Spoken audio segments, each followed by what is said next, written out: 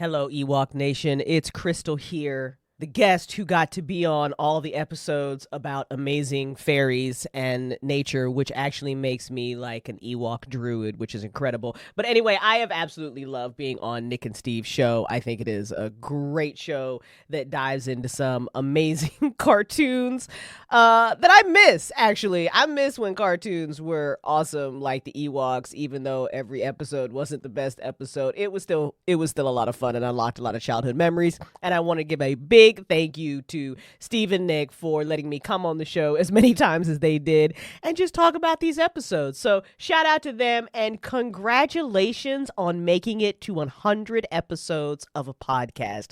What a milestone. Great job, guys, and I can't wait for more.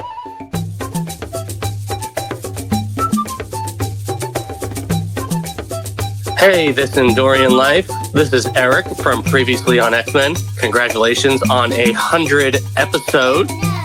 That's pretty exciting. And you know, if it wasn't for you having me on that show to watch the Ewok cartoon, I wouldn't have known that Paul Dini could make bad TV. But because of you guys, I now know that he can make bad TV. So congratulations and thank you for your service. Hey, it's Amanda. Congrats on hitting the 100th episode. Looking forward to our next discussion on Star Wars and Star Trek. Chat with you guys then. Hey dudes, this is Hillary from previously on X-Men. Happy 100th episode. I rate your show 5 out of 5 yub nubs. Did I do it right? 100 episodes? Hi, Chihuahua! Congrats, guys. I am super proud of you, and I absolutely love your show. I can't wait to be on it again. Signing off, Sally Jacoby Murphy, the Queen of Halloween. Hey, everyone. This is Kendra from 902 and Here We Go and 90s Music Got Me Life. Just wanted to give a shout-out to the Ewoks podcast, This Endorian Life, and say congrats on 100 episodes. I remember the episodes we did together fondly, and I think about them on a daily basis. That's how good they were and how much they impacted my life. So keep up the good work, keep fighting the good fight, and congrats!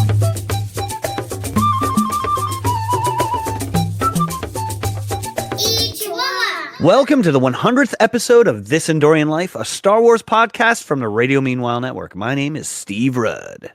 I'm Nick Gunning, and we're following the Ewoks from Return of the Jedi to the TV movies, the 80s cartoon, the comics, and beyond. 100 episodes beyond at this point. 100, yes. And truly we are going beyond here. Yeah. Today we're discussing The Adventures of Teebo, which has the distinction of being the first original Star Wars content released following Return of the Jedi. The book was published by Random House in May of 1984. We were wee boys. There it is. There it is. It's back. We've been talking about so many modern things. Wee boys I knew it was coming. I knew it was coming. It had to come back. It had to come back. That's cool. I didn't realize that this was like the first new Star Wars thing after the movie. What a weird thing for it to be, you know, but it's a very complete story and I'm excited to talk about it. Yeah, and choosing Teebo. See, it's funny because like we have the cartoons, we have all the stuff that like has been published afterwards, and like Teebo is really not a character in Return of the Jedi. Like, no. I mean, he's there, but he's not. I mean, you would have thought like, let's go with Wicket. Does Wicket even get a mention in this? I don't think so. I don't think he does. Him at all. No, he's on. Maybe he's off getting his merit badges or whatever. He's he's on a little trip. So okay, well let me give you some facts and then we can get into it here. Yes. So this is written and illustrated by Joe Johnson, though the cover art is by Jan Brett. Joe Johnson had previously done visual effects and art for the original Star Wars trilogy, and he would go on to write Kobe and the Star Hunters for the Droid series, which, as you'll recall, was our favorite episode of that series, maybe the only good episode of that series. The only good episode, easily. Yeah. He would go on to direct hits like Honey, I Shrunk the Kids, Jurassic Park 3, and Captain America, The First Avenger. I really like the first and the last one in that list. Honey, I Shrunk the Kids is such an iconic movie, and Captain America, The First Avenger, so good. It's so good. It's not as good as The Winter Soldier, but still so They're good. very different. And That's Honey, I true, Shrunk the Kids, I probably haven't seen in 30 years. And I watched it with my son like probably a year ago, and it was, I mean, it holds up. It's just good stuff, Totally. There's no two ways To about my it. kids, and they were terrified. And I Yeah. was like, I've made a huge mistake. When they watched it, they were like 6 and 9. Okay. And a little bit too much for my 6-year-old. I was like, wow, I think I saw it when I was like 6 or 7. And like, it just was a different time back then, It's true. It's really true. I remember watching the Michael Keaton Batman, like probably in 1989 when I would have been like 6, like 6 or 7. So yeah, definitely a different time. Okay. Let me give you our featured crew member this time, and that is Jan Brett. So Jan Brett served as the cover illustrator for this hardcover. She's a legendary children's author and artist. She has lots of popular kids' books. Some of my favorites are The Wild Christmas Reindeer, The Gingerbread Baby, and of course, The Mitten. Did you ever read your kids The Mitten? I have not. Okay. No. It's a mitten is left in the forest and a bunch of animals find it and they all kind of crawl in there and use it to stay warm and everything. I know that book. Classic. Yeah. I do know that book. I have not read it to my kids though. Okay, but you're familiar with it. Yeah, I am familiar with that one. Yeah. Yep. Well, that's Jan Brett, and she did. No this was one way. of the. Yeah.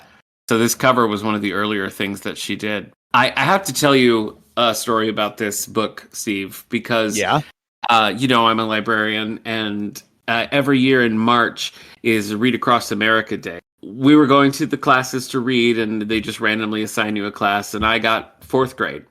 And so I was like, what am I going to read to 4th graders? So I'm at the library, I'm sitting at my desk. I got this book out because I'm reading it for this, and I was like, I bet 4th graders would like this book. And so I did. I took the Adventures of Teebo to the 4th grade class, and I sat down and I was like, does anybody recognize this? And several kids did recognize like Ewoks and, Star Wars and Return of the Jedi and everything. And I was like, has anybody ever seen this book or read this book? And one little girl was like in shock, and she was like, my grandma used to read that to me every night when I was at her house. So this kid like grew up having her grandma, who's probably like our age, but no, not really, a little older, read this book to her. And so I did. I read, probably the first 10 pages or so, enough to get into the bulk of the plot and to see the twist that happens early on. Mm-hmm. And to their credit, these kids were not trusting of the Dulocs right from the get-go. Right from the get-go, yeah. They were pretty smart. But it played well reading aloud, and I even had a fan in this 4th grade class, so pretty funny. That's awesome. I have a story, too. Okay, I want to hear it. I struggled to find the book. Right. But I was like, surely it's on eBay, and I found it on eBay. There's actually a couple copies on eBay. Mm-hmm. So I just picked one and bought it. And the person had reached out to me or something like that, and I wrote back to them, and I was like, "Oh yeah, it's not a rush. I just need it for my podcast, like a month from now or a month and a half or something from now." Uh-huh. And she was like, "Oh, that's really cool, and share your podcast information with me." And she wrote a note, says, "Thank you for your purchase. Enjoy this darling book. May the force be with you." Nice. Laurel. So thank you, Laurel, for sharing and making this book available, selling a random 1984 Return of the Jedi Star Wars. But from when I was a wee boy. Yeah. So I appreciate that. That's fun. Yeah. It was fun to read, and I think this is like the perfect 100th episode. So let me have it. Let me hear. All right. Let's get into the uber detailed plot of the Adventures of Teebo. It's a 2-pager, man. This was fun to write out. I'm ready. This story focuses on the brindle brown daydreaming misfit named Teebo. Teebo's aspirations of heroism come to a head when a band of Dulocs led by Chief Volgar inform Bright Tree Village that an Ewok, Teebo's very own sister, Milani, has been captured by a monster. The Ewoks are skeptical until the Dulocs show them the massive tracks left by the kidnapper. In haste, most of the Ewok warriors leave the village on their gliders with Warwick, Teebo's father, in charge. This is the perfect opportunity for Teebo to become part of the action rather than dreaming of it, and he follows the warriors on a pilfered glider. Unbeknownst to the departed Ewok warriors, the crafty Dulocs tricked the village. The tracks were made by a Duloc contraption. Teebo, a bit behind the rest of the warriors, is stalked by a massive silhouette in the sky, a very large mantigrew. The rest of the Ewok warriors arrive at the cave they were told held Milani. Instead, they discover an old Duloc king named Ulgo, who, in a desperate attempt to protect his meal of lantern birds, accidentally falls off his cave cliff toward the river below, but lands instead on a large flat rock. Betrayed and dismayed, the Ewoks decide to stay in the cave for the night. They release Ulgo's lantern birds, and they attract many more, assisting the Ewoks in lighting the way back home. Meanwhile, Teebo's glider is snatched by the massive stalking mantigrew. In desperation, Teebo gets out of his harness and bites the mantigrew's sharp claws, thankfully causing it to release him and the glider. The glider begins to spiral downwards, severely damaged. Teebo lands safely, seemingly guided by the forest and wind, only to be chased by spider-riding Yuzums right into an even bigger problem. The Grudak. Teebo is disheartened knowing that now his parents have 2 captured children. The Grudak returns to its cave with Teebo and prepares its stew. But instead of adding Teebo as an ingredient, it feeds him and lays him down to rest, not in a cage, but a makeshift bed. Back at Bright Tree Village, Logray, with hands and withered staff raised high, he and the village Ewoks chant, calling on the spirit of the Father Tree to aid them. The wind and clouds respond, bewildering the villagers, while Logray smiles in response as his withered staff blooms with life. The encouraged Ewok warriors take flight into the night sky. Teebo startles himself awake to an empty cave. He makes his escape right past the giant Grudak and runs off into the woods. Expecting to hear the footsteps of the Grudak, he instead hears voices, stumbling right into a Duloc camp, immediately recognizing Volgar. Volgar and Crooked Tail are furiously arguing over mealtime and reveal a cage containing all the village Woklings, including his sister Milani. Suddenly, the Ewok warriors swoop in seemingly with the help of the wind itself and approach the Duloc encampment, battle ready. They descend upon the Dulocs despite 2-to-1 odds. They are so ferocious, many of the Dulocs cowardly retreat into the woods. In a move of desperation, Volgar threatens to harm the Woklings if the Ewok warriors don't fall back. Hiding in the bushes, Teebo rallies his courage and uses the opportunity to rush in and break the cage lock, allowing all of the Woklings to escape. The battle commences once again, and Volgar attempts to rally his troops around himself while he cowers under a wagon. The Ewoks fight even more fiercely now, leveling their numbers against the pathetic Dulocs. Before Teebo can follow the escaping Woklings, his ankle is snatched by Volgar, who quickly displays him to the Ewok warriors, knife at his throat. The Ewoks attempt to barter, but the Dulocs form up around Volgar and retreat into the woods. Before the Ewoks can determine a daring rescue plan, the forest erupts with screaming Dulocs as they scatter terrified. Last to emerge is Volgar, with the giant Grudak hot on his heels. The Grudak snatches up Volgar and pockets him. In his other hand is Teebo. The Ewok warriors approach and begin to charge, but Logray stops them. Logray approaches the Grudak himself with his now blossoming branch of the Father Tree, and they each trade Ewok for branch. Logray invites the Ewoks to behold and greet the guardian of the Father Tree, the Grudak. With the battle over, the Grudak leads the Ewoks to the Father Tree, and Logray orders Volgar to be planted in order to grow into a twisted and evil tree that would only serve his world if a single creature made nest in its branches. Back at Bright Tree, there is much celebration as the battle is won and the Woklings return safe. Teebo celebrates by himself, watching the flowing colors of the sky beckon him, when he is startled by Logray, who is also admiring the view. Teebo is surprised Logray can see the colors too. "Come with me," says Logray, taking the tiny hand in his own. "There is much to learn." Roll credits. There it is. Oh, yeah. There it is. All right. Do you remember how in the original Star Wars novelization, it's revealed that Owen Lars is Obi-Wan Kenobi's brother? Yeah. Remember, that's like Yeah, that it was was like a thing. creepy thing. Yeah. I thought the equivalent in this was learning that, according to this, the Dulocs and the Ewoks are like the same species. Yeah, they're like, distant. They're like Vulcans and Romulans. Yeah. They're like Vulcans and Romulans. You know? Yeah, but it's weird because they are absolutely nothing alike, and it's hard to get the cartoon show Dulocs out of your head because they're green.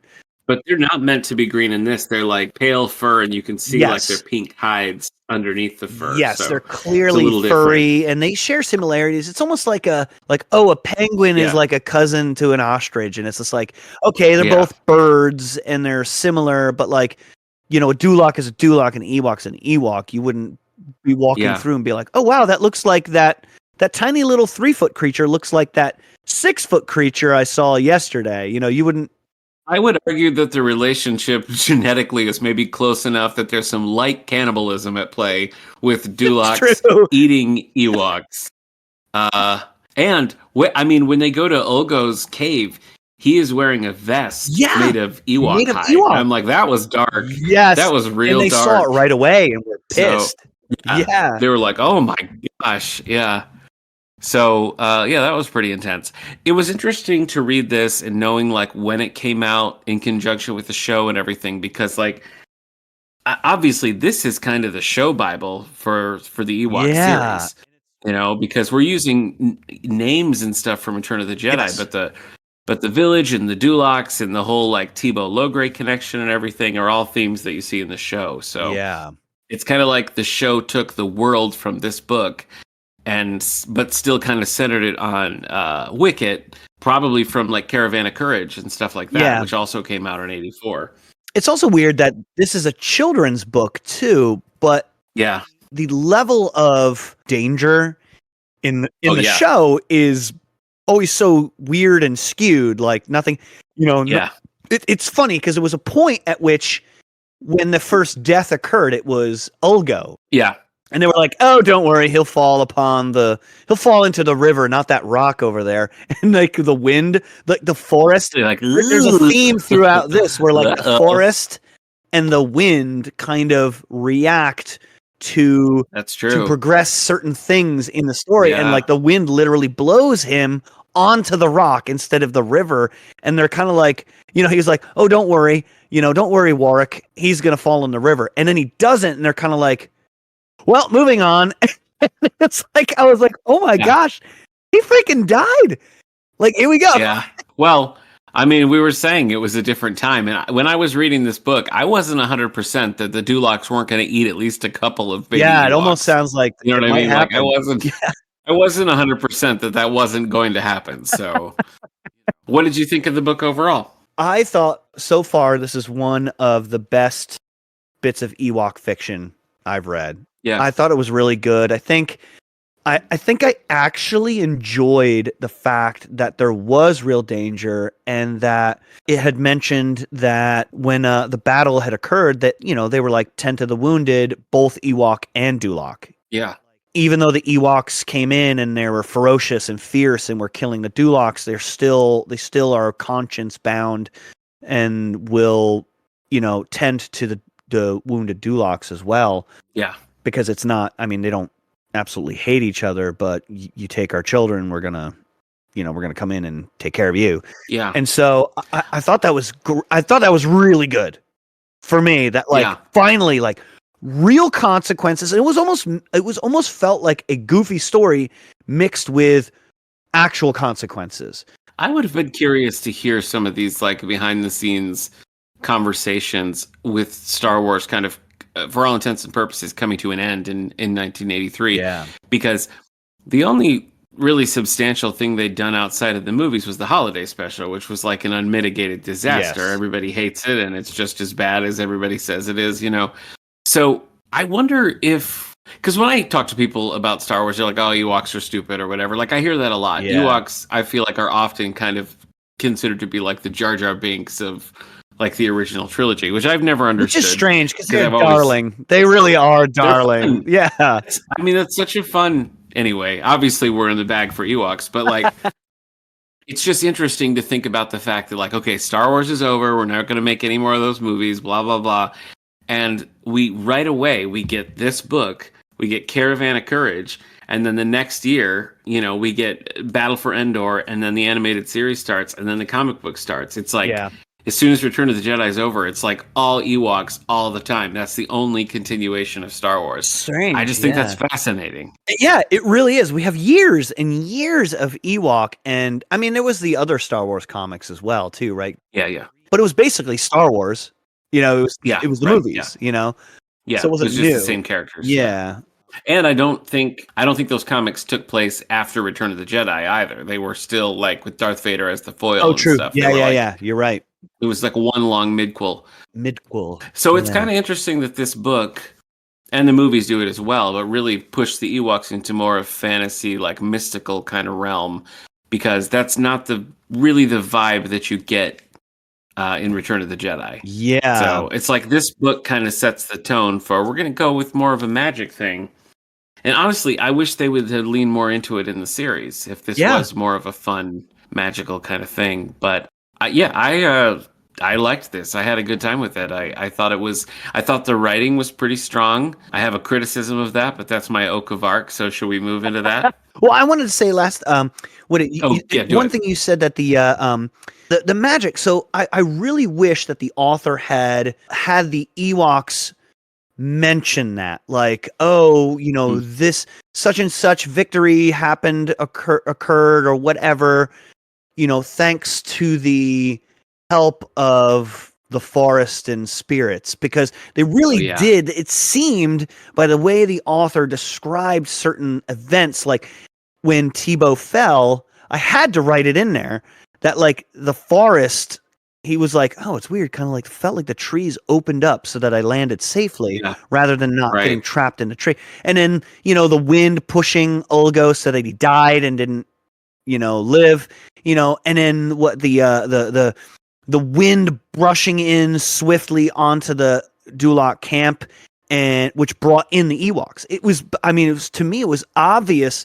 And when the lantern birds leading them back home so that they didn't have to stay overnight in the cave, like a lot of things, like they were assisted by the planet and the trees and the wind, and it was just cool that happened. And it is kind of sad that they kind of abandon it later, and it's like, well, everything that happens is because of this like little pixie dust that we have, and it's like, oh, come on, no, darn, like you're right. I think they wish they leaned into that a little bit more. I liked in this too that it seemed like that was only really apparent to Teebo and Logray.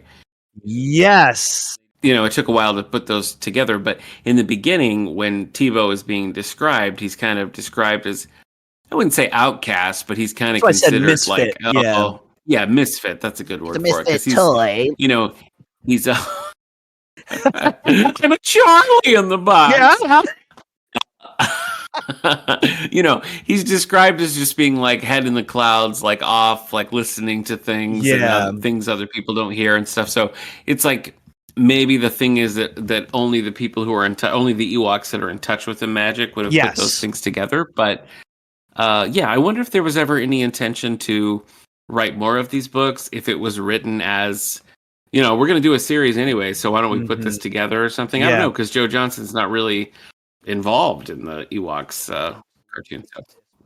All right, so let's get to Oak of Arc, because I feel like that's one thing for me. Like I was reading this and not really paying attention to how close I was, and I feel like the setup in the beginning, because at first the Dulaks come in and they're like, hey, you know, we've had our differences, but we want to help you guys, you know, and if you haven't watched the whole show, if you've never heard of a Dulak before, you don't really have any reason not to trust them. Yeah. And so it is kind of a good twist in the beginning when it's revealed that, you know, they're behind it and everything. But I felt like that setup, and then, you know, the warriors going off and Teebo going off on his own, and then the Dulaks also going off in a different direction to take the kids. You got really three groups to follow here.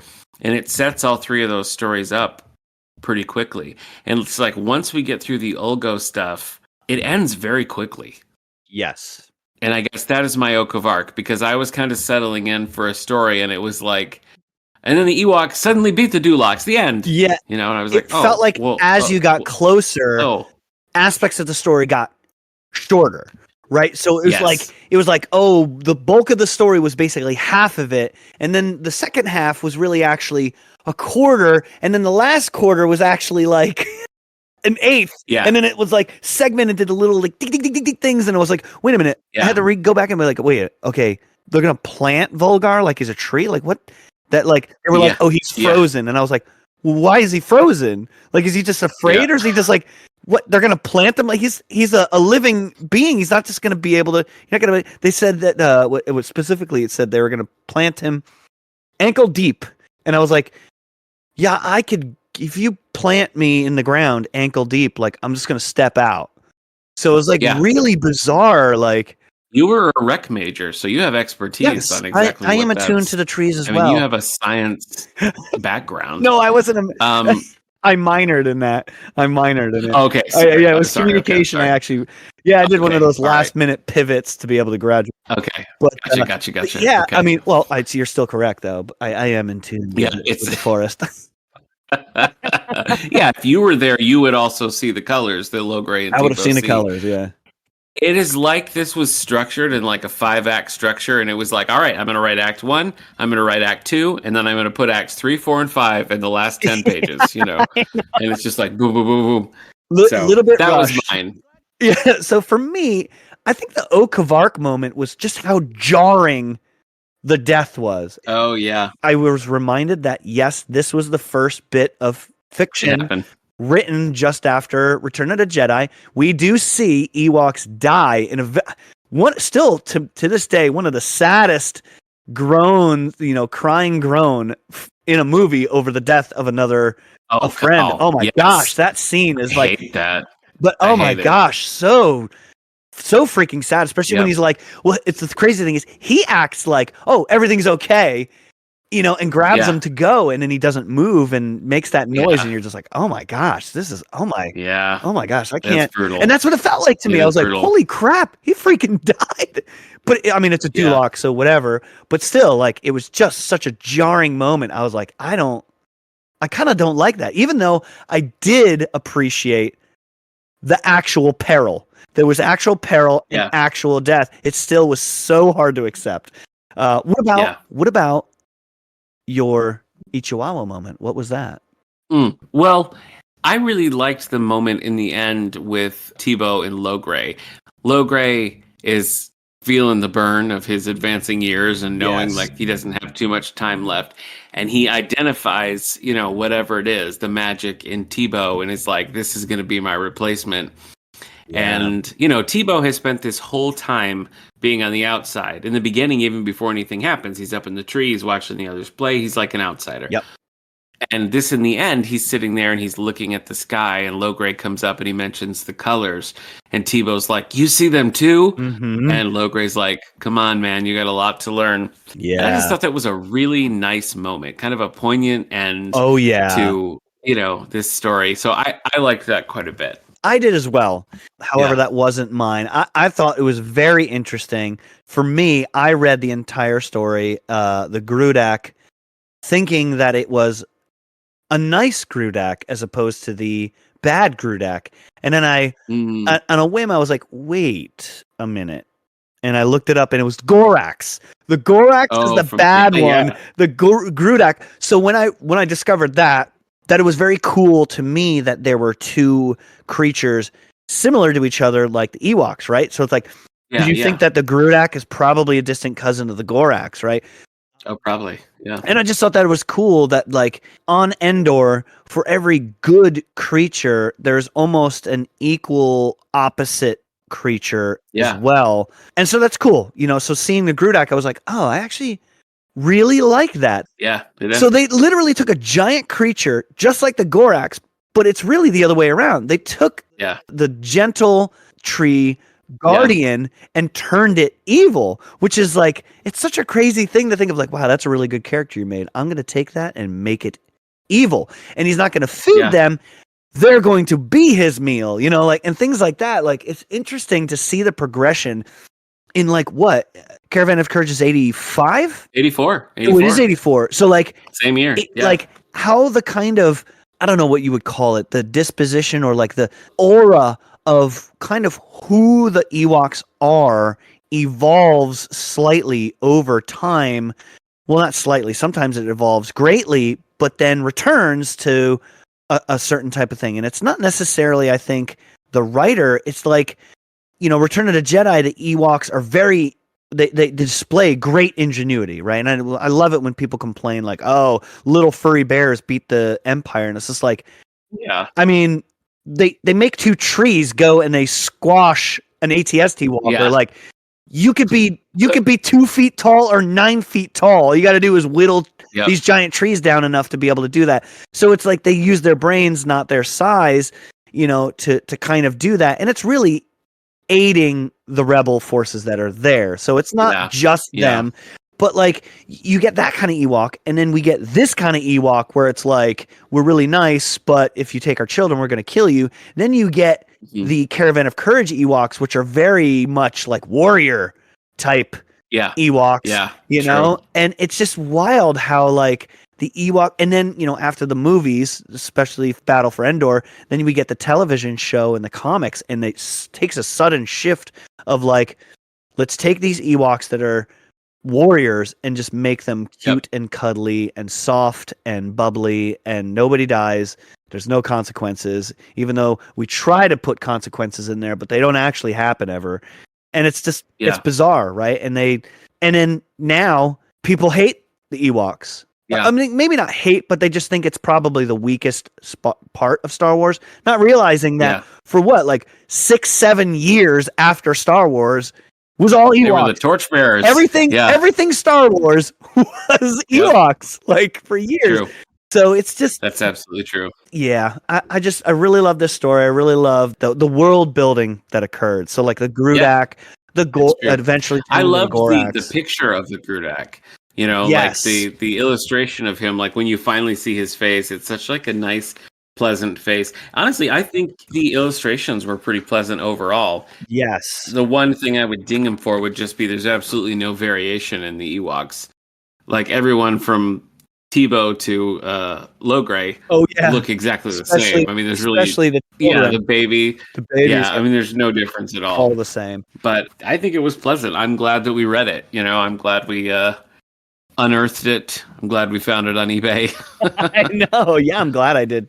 I'm absolutely glad. And I wanted to own it. It's wild to see how much kind of branched off from this story. Very, very cool. Yeah, I mean, it's like this and the Zach Giolongo Shadows of Endor comic. Oh man, that was so good. Really, I know it is. I mean, this is kind of the progenitor of a lot of that stuff, and then that tied everything together really well to give it more of a cohesive feel. So definitely, I think worth a read, both this and Shadows of Endor. But how many yub nubs do you give this?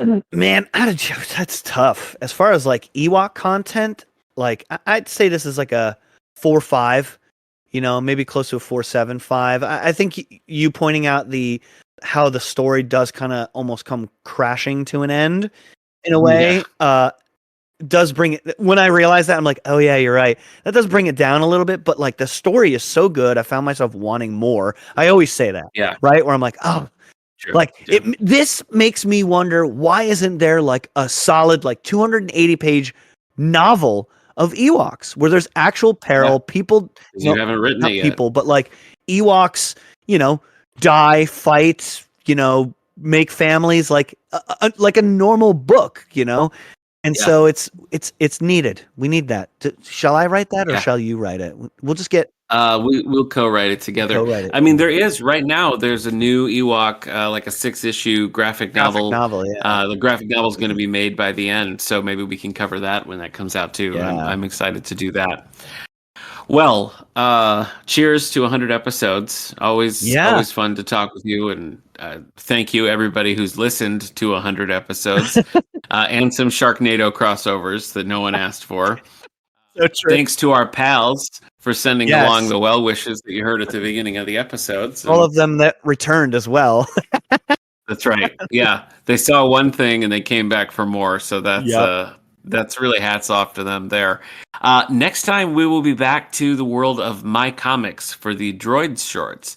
And I haven't read them yet, so I'm curious to see how that's going to work. It's a very different kind of storytelling. So I have we'll not find either. out. Yeah, and I'm excited. I did enjoy that little like vignette style from the Ewok one. So the Droids one, I'm wondering how that fits in the spectrum of like as good as like our favorite episode of Droids and as bad as like the George stuff. Oh my gosh. Jeez. So, that's rough. If it is George, I'll be glad it's only 2 pages. At that point, like, oh, thank God. Yeah. I will not miss that. Yeah. Cheers to 100 episodes, and we'll see you at 101. This Endorian Life was brought to you by the Radio Meanwhile Network. Other shows on the network include 9021 Here We Go, 90s Music Got Me Like, and Previously on X-Men. And please rate, subscribe, and share this show wherever you get your podcasts.